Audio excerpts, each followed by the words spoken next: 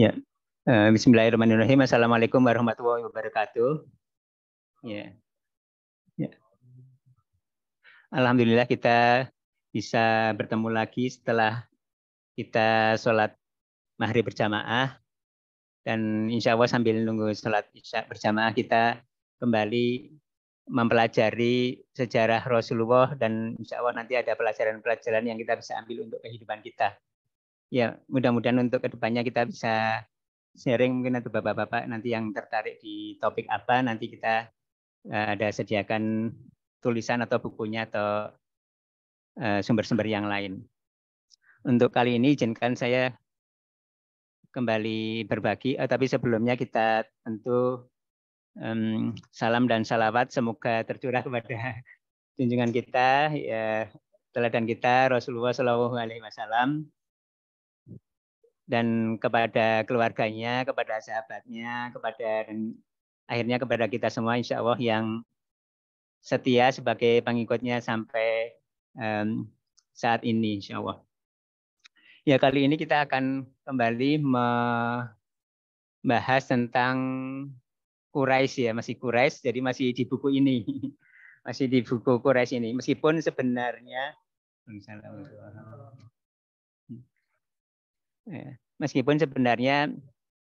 untuk bahasan-bahasan berikutnya itu juga masih berkaitan dengan Quraisy, tapi kalau di sini lebih spesifik ke Quraisy, ya, jadi supaya lebih memahami. Ya, ya. Ya, jadi alhamdulillah kita ini adalah bagian kedua dari bahasan kita tentang Quraisy. Ya, kita lanjutkan. Maaf, ini gimana keluarnya? Ya. Ya, ini adalah buku ini. Buku judulnya Quraisy dari Kabilah Mekah ke Peradaban Dunia.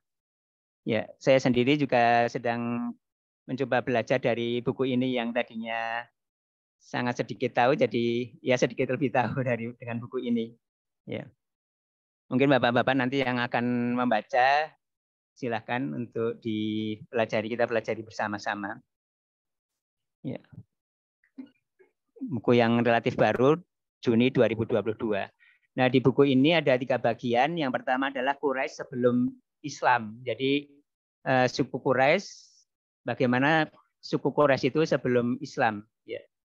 Rasulullah sendiri adalah suku Quraisy, tapi suku Quraisy juga ada yang masuk Islam, ada yang tidak. Nah, ini sebelum Islam, artinya sebelum kenabian. Suku Quraisy bagaimana, kita alhamdulillah sudah bahas. Kemudian bagian kedua insya Allah kita akan bahas sebagian, yaitu Quraisy pasca Islam, atau maksudnya setelah Muhammad SAW itu menjadi nabi, bagaimana Quraisy sikapnya, bagaimana. Ada yang masuk, ada yang tidak masuk, dan saya kira itu suatu hal bahasan yang sangat menarik.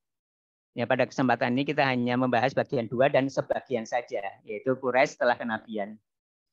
Kemudian di bagian Quraisy saat kenabian itu juga dibagi menjadi beberapa bab. Ya. Bab pertama adalah Quraisy dan Islam di Mekah.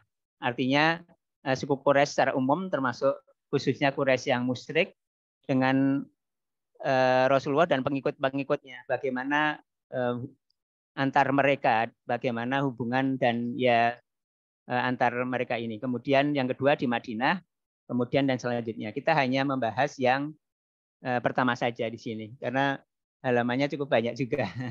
Ya, halamannya cukup banyak. Sebagian besar saya ambil dari sini, tapi ada juga beberapa saya ambil dari tempat lain yang sekiranya mendukung.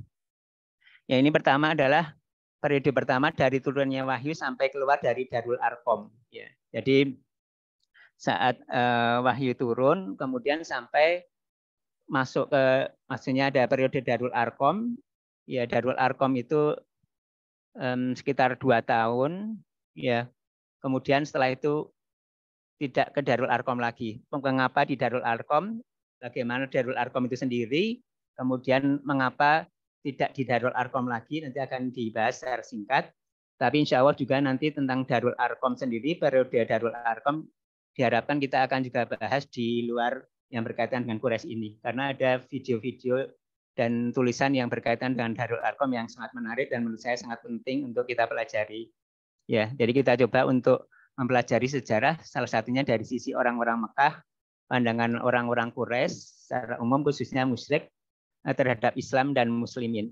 Ya, di sini pertama kali waktu turunnya wahyu ini ada beberapa wahyu dari misalkan 5 ayat pertama surat Al-Alaq dan lain-lain yang itu surat-surat itu mengingatkan kebenaran dan menggoncangkan hati. Artinya seperti kita ketahui bahwa surat-surat awal itu surat-surat yang berkaitan dengan akidah gitu ya, bukan fikih, sehingga kalau kita baca itu termasuk kalau kita renungkan ya katakanlah itu menggoncangkan hati gitu ya. Tapi tidak bagi orang jahiliyah ya. Ya.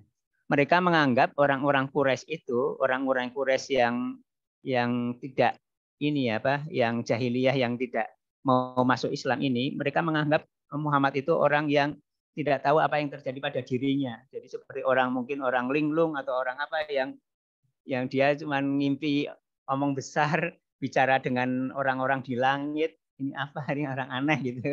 Ya seperti itu. Ya. Ya, kemudian ada surat berikutnya termasuk surat Al-Lail yang ini ada suatu katakanlah berita yang baru yang di situ ancaman bagi orang yang pelit dan sombong. Orang Quraisy itu adalah orang yang banyak orang yang kaya, orang yang pintar, orang yang rasional, orang yang elit. Mereka berhubungan juga dengan petinggi Quraisy, dengan petinggi Romawi, petinggi Persia, petinggi di Habasyah gitu ya. Jadi mereka orang-orang yang inilah kelompok atas gitu ya. Nah, dengan adanya surat Al-Lail ini salah satunya mereka menjadi terganggu, jadi gerah gitu ya, karena mereka ini diberi ancaman, diberi peringatan orang yang pelit, orang yang sombong, orang seperti itu ya. Di samping juga karena mereka yang awalnya sebenarnya tidak memusuhi dakwah ya, karena hanya memandang aneh saja dakwah Islam sesuatu yang seperti omong kosong aja gitu tadinya. Yang Rasulullah itu dianggap seorang yang ya bicara dengan orang yang lain, mungkin atau seperti barangkali kalau sekarang schizofrenia atau apa gitu ya. Seperti itu ya. Jadi bagi mereka itu sesuatu yang tidak penting. Saya masih bisnis, masih banyak urusan lah, tidak ngurusin Muhammad lah yang seperti itu. Mereka nggak ngurusin. Ya biarin aja, nanti biar capek sendiri gitu ya. Nah, mereka membiarkan berdakwah, juga orang-orang yang bergabung juga ya biarin aja lah, masih sedikit, juga banyak orang-orang yang kecil, orang-orang yang miskin misalkan gitu ya, meskipun ada orang yang kaya juga seperti Abu Bakar. Ya, jadi mereka tidak peduli sampai mereka yang dikritik ya, mereka dikritik secara moral, jalan hidup mereka, dewa-dewa patung-patung mereka dikritik, direndahkan, ya mereka mulai gerah gitu ya. Mulai gerah, kemudian apalagi ada misalkan surat Al-Kafirun yang membuat mereka semakin gerah, kemudian semakin panas, termasuk salah satu tokoh yang oposisinya itu adalah Abu Jahal yang seusia dengan Rasulullah.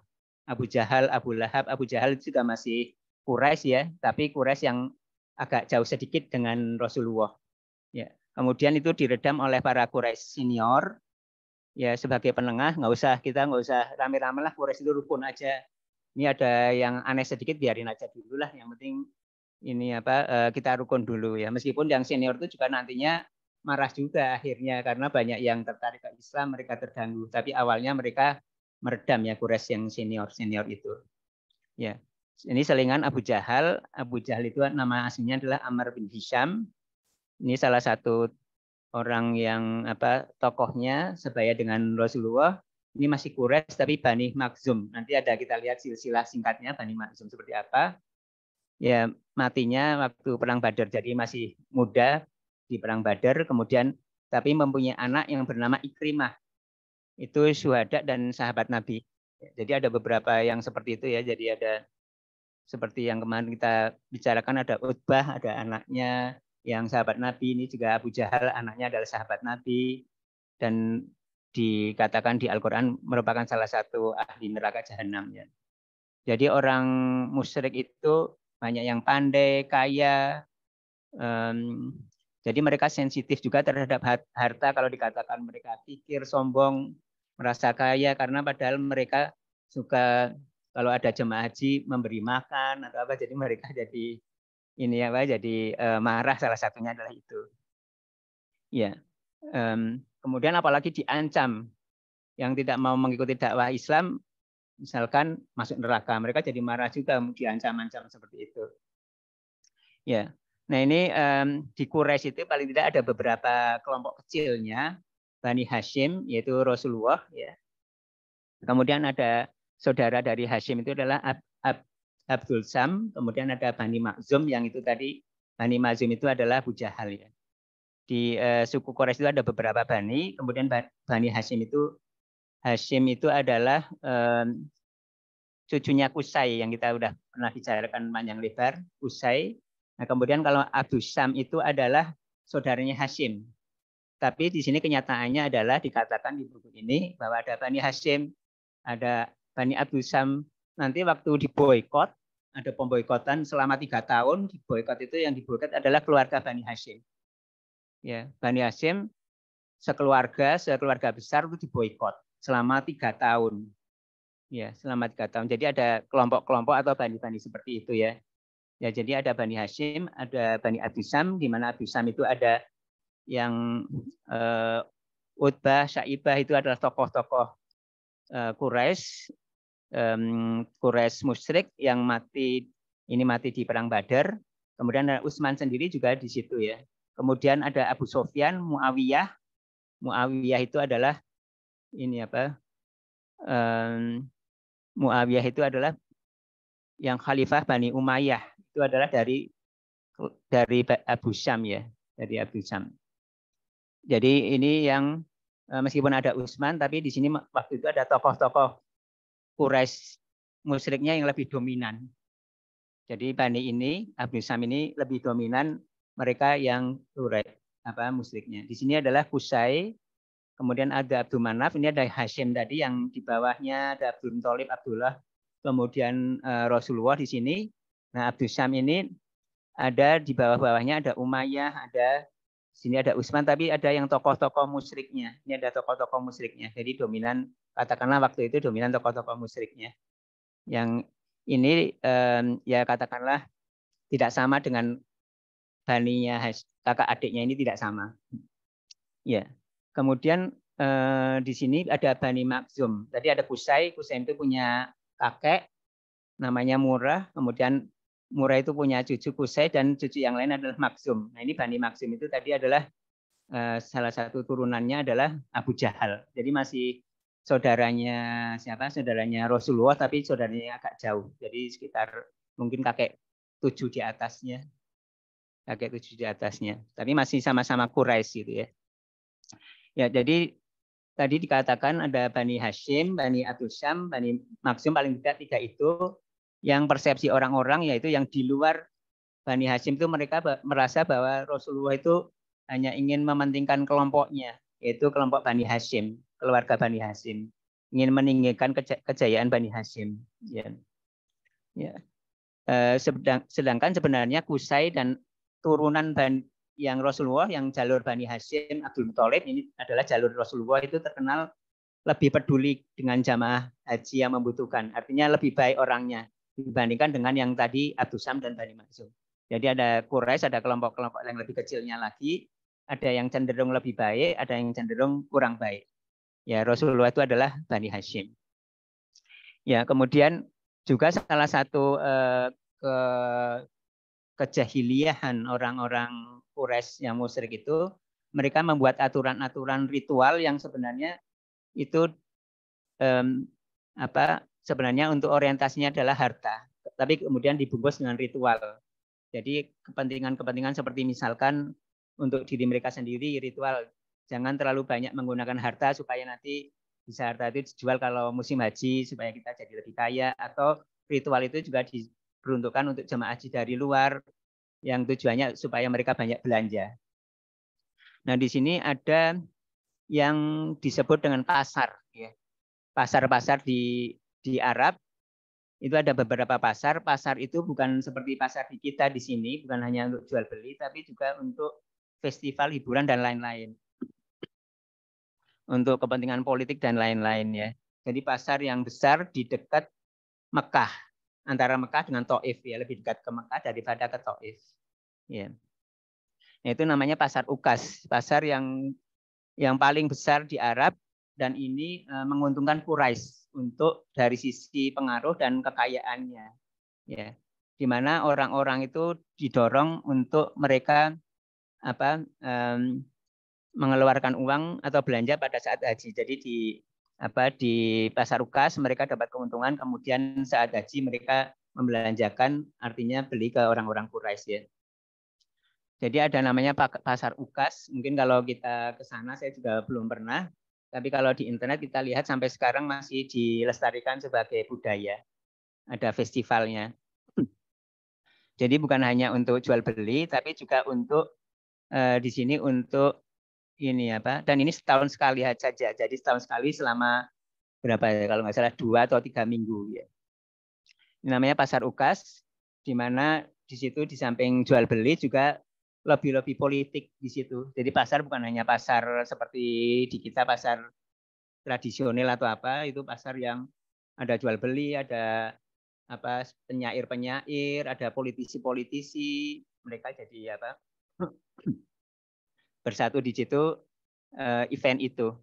Ya, misalkan mereka merundingkan perdamaian, persekutuan, atau mungkin rencana perang, kemudian para penyair juga di situ menampilkan karya-karyanya, orator-orator mencoba untuk menyampaikan kalimat-kalimat yang indah, karena orang Arab itu karena pemandangannya gersang sehingga mereka bahasanya jadi tinggi levelnya. Jadi mereka orator-orator, kemudian banyak orang Arab, bukan hanya Quraisy, sangat banyak orang Arab di situ.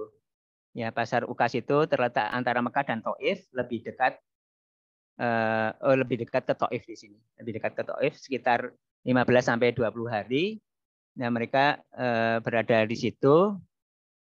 Ya, dan pasar Ukas itu berbeda dengan pasar yang lain yang jauh lebih ramai, termasuk juga dari luar negeri.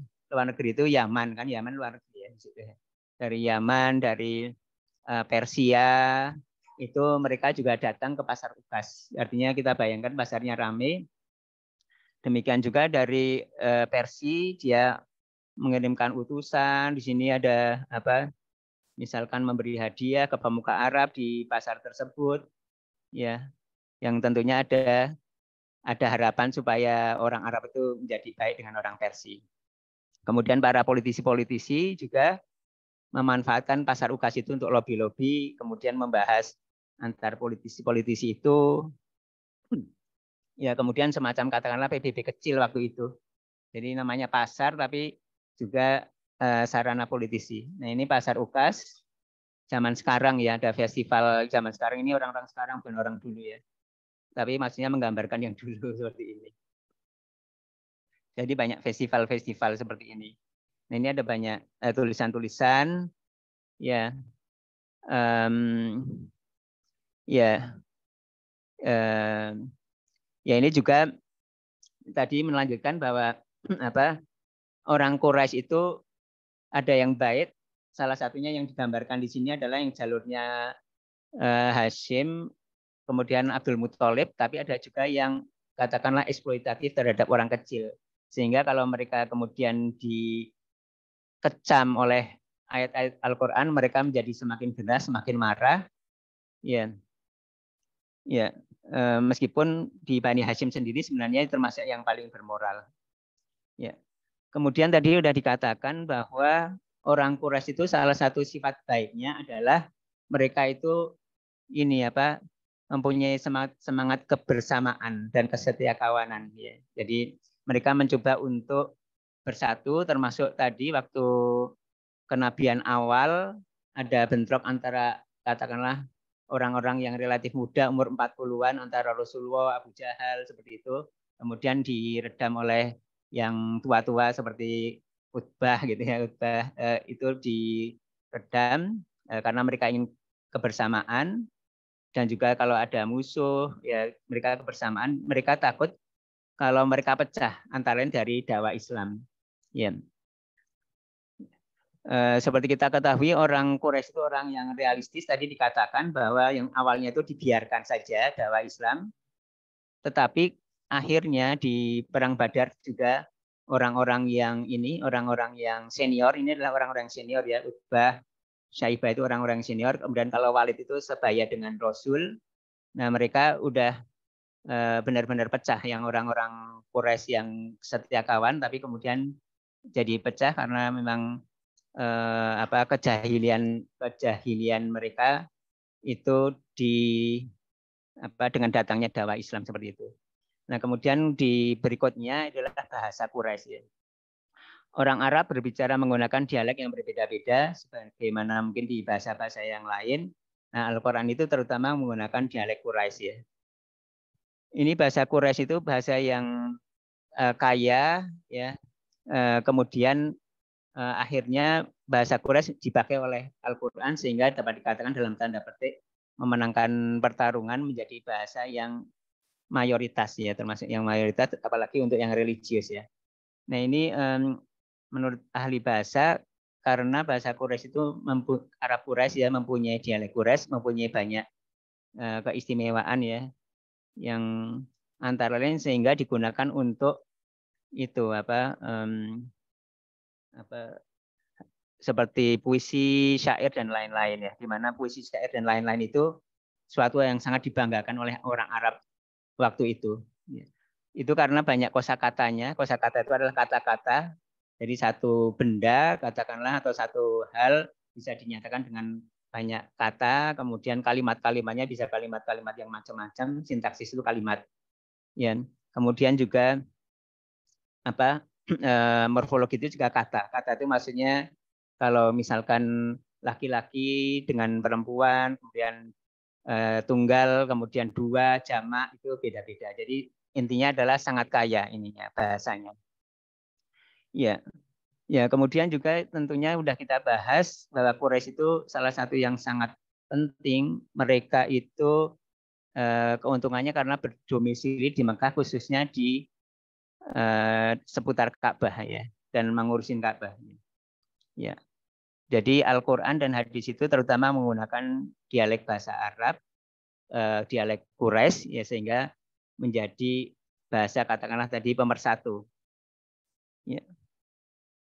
Ya, kemudian juga ya ini ada tulisan lebih lanjut. Nah, kemudian juga kita ada hadis tentang kepemimpinan Quraisy.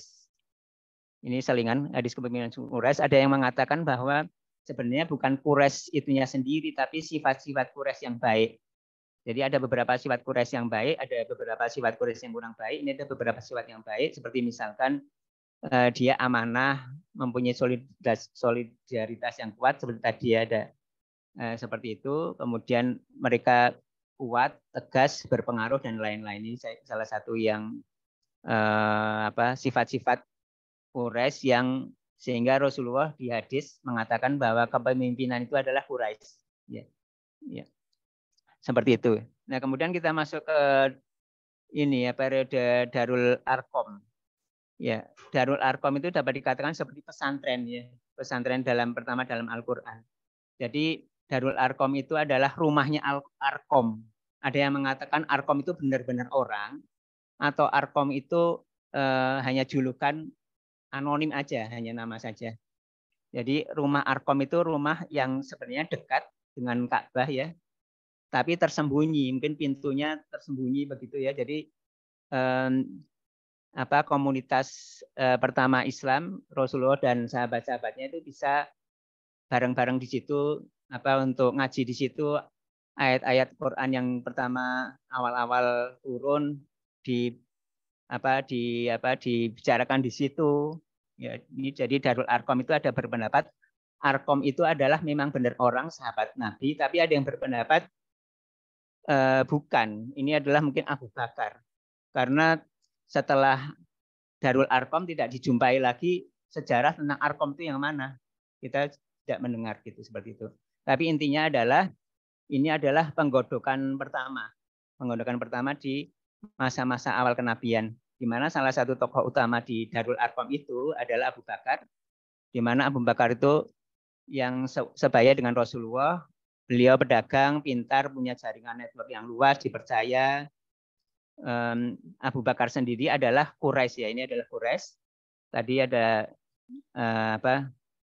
sampai ke sini ya murah tadi. Yang murah itu adalah kakeknya Qusay tadi. Jadi ini adalah juga Abu Bakar itu nama aslinya adalah ini Abdullah bin Abu Quhafa dan lain-lain. Ya ini adalah Quraisy juga meskipun agak jauh dengan Rasulullah. Ya di Darul Arqam itu waktu itu sholat baru fajar dan maghrib.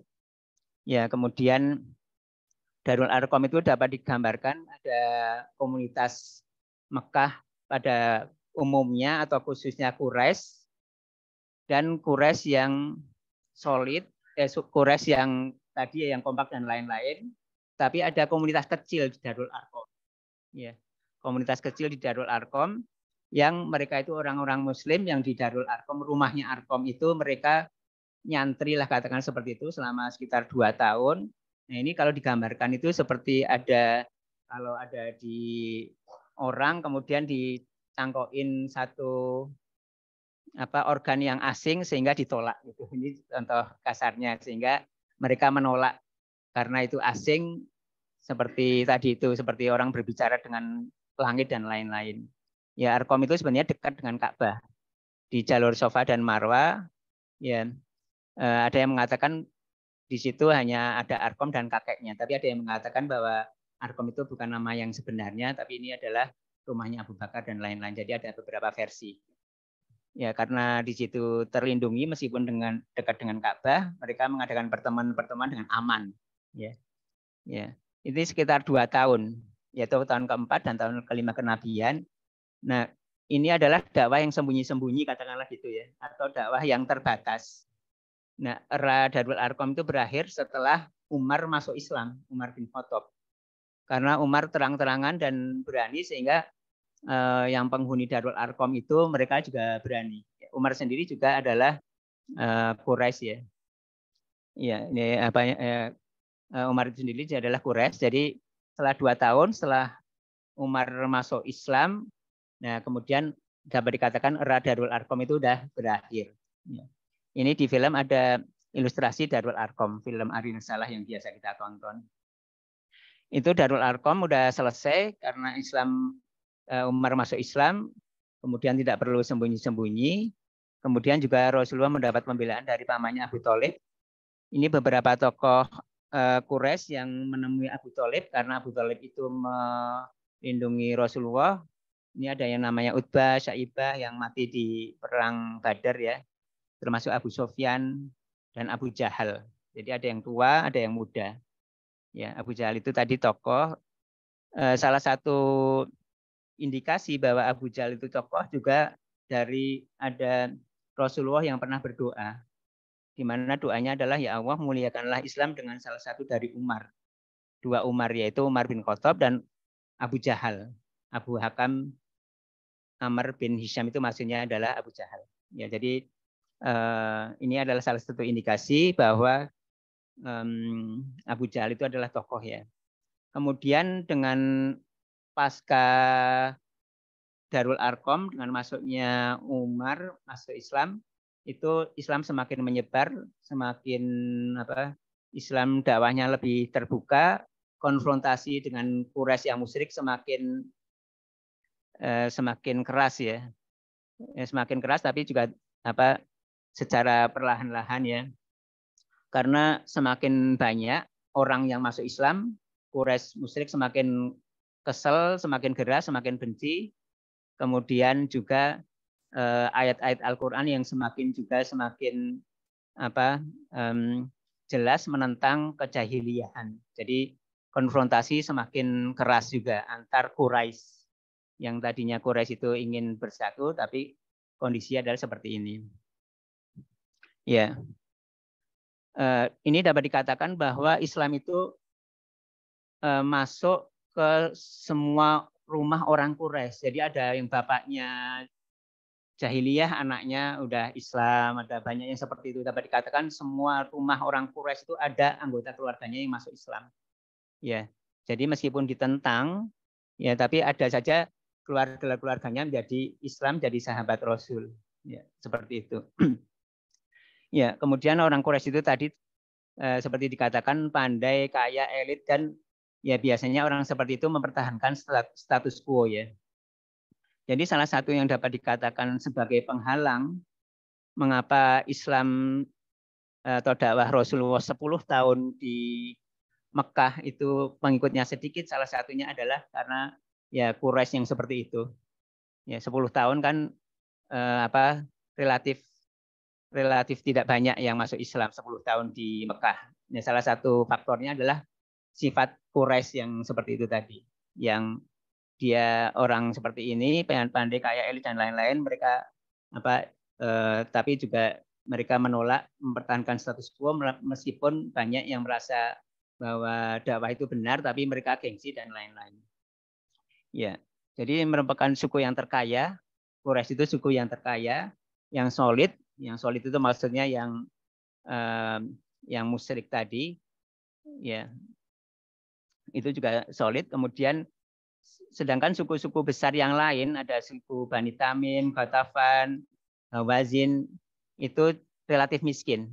Ya, meskipun relatif besar seperti suku Ghatafan ini yang nanti ikut menyerang Madinah di perang Khandaq. Ya, ini adalah sekutu dari Quraisy musyrik. Ya, jadi pemimpin Quraisy itu biasa bertemu dengan orang-orang luar negeri, bangsawan, pejabat Romawi, Persia, Abisinia. Mereka biasa seperti itu. Mereka orang yang tinggi, orang yang tidak mau disatukan dalam satu soft dengan budak misalnya gitu ya. Satu soft dengan budak mereka nggak mau, apalagi dianggap satu derajat, dianggap sama-sama egaliter, itu mereka nggak mau. Di samping karena dewa-dewa mereka juga sangat dikecam, kemudian tentunya keuntungan material nanti mereka merasa jadi berkurang ya. Ya, memusuhi itu tadi adalah banyak yang sebaya seperti Abu Jahal, Abu Lahab yang itu sebaya. Ini namanya tapi relatif sebaya ya. Kemudian juga mereka itu adalah tetangga-tetangga. Jadi antar tetangga mereka jadi ada yang masuk Islam, ada yang musyrik dan semakin banyak bentroknya. Ya. Kemudian peristiwa Hamzah saya kira cukup menarik di mana Hamzah itu salah satu pemicunya masuk Islam karena Abu Jahal itu mengumpat Rasulullah dan Hamzah tidak nerima ya. Hamzah itu masih lebih dekat hubungannya dibandingkan Abu Jahal ke Rasulullah. Ini adalah paman ya, pamannya. Paman tapi seusia, masih sebaya. Ya. Ya, jadi Abu Jahal itu merupakan salah satu representasi jahiliyah yang keras kepala seperti Abu Jahal itu yang terkenal. Nah, ini boikot karena mereka bingung menghadapi bagaimana seruan dengan diskusi, dengan argumentasi, mereka udah kalah. Sehingga dengan kekerasan yaitu diboikot. Yang diboikot adalah Bani Hashim. Bani Hashim itu artinya lebih banyak sebenarnya karena di atas Abdul Muthalib. Jadi yang diboikot itu bukan hanya Muslim tapi yang musyrik juga. Kecuali Abu Lahab. Abu Lahab itu juga Bani Hashim tapi tidak diboikot. Pemboikotan cukup lama, sekitar 3 tahun, dan yang diboikot itu adalah nggak boleh berdagang, pernikahan, dan lain-lain. Diboikot. Ada film yang sehingga agak kelaparan gitu ya. Nah, ini ada filmnya, tadi mungkin nggak cukup, sekitar 4 menit. Nah, kemudian yang terakhir, saya kira pelajaran. Yang pertama adalah kita lihat tadi di awal kenabian ada surat-surat yang menggugah. Ya sudah sepantasnya atau kita ini dulu. Kalau dari orang-orang yang tergerak, orang-orang Muslim ada, tapi dari musyrik tidak. Jadi sepantasnya kita itu kalau membaca, mendengar surat-surat seperti itu, sebenarnya kita mestinya adalah tersentuh, tidak seperti orang musyrik Quraisy. Meskipun mungkin kita sudah berulang kali ya.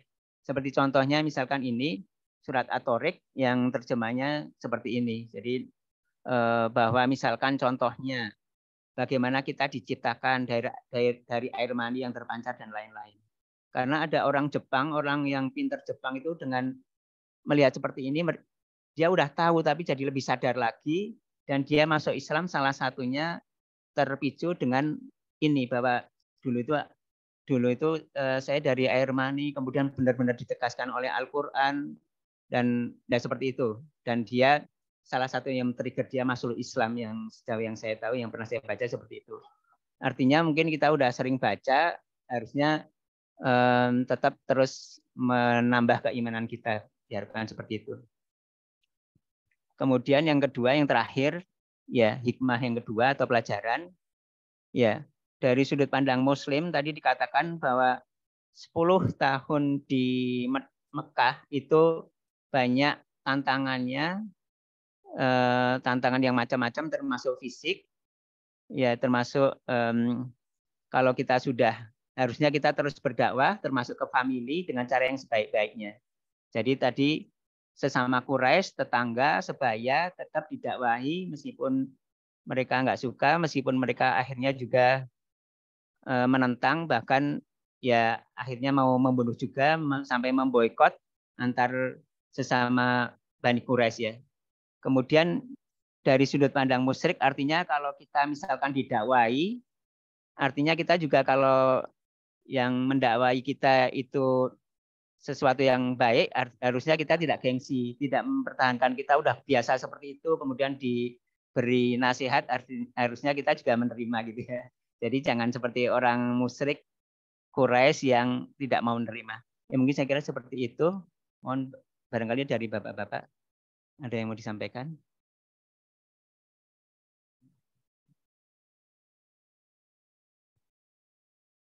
Ya, ini tentang Quraisy yang apa? Saya jadi juga lebih banyak tahu setelah mempelajarinya.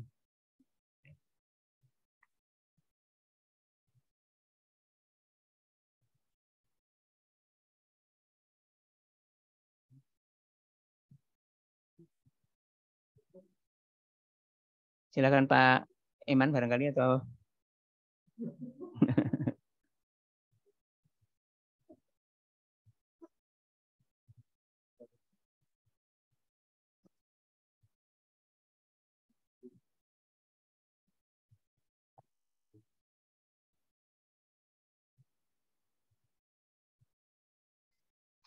mohon izin saya matiin dulu.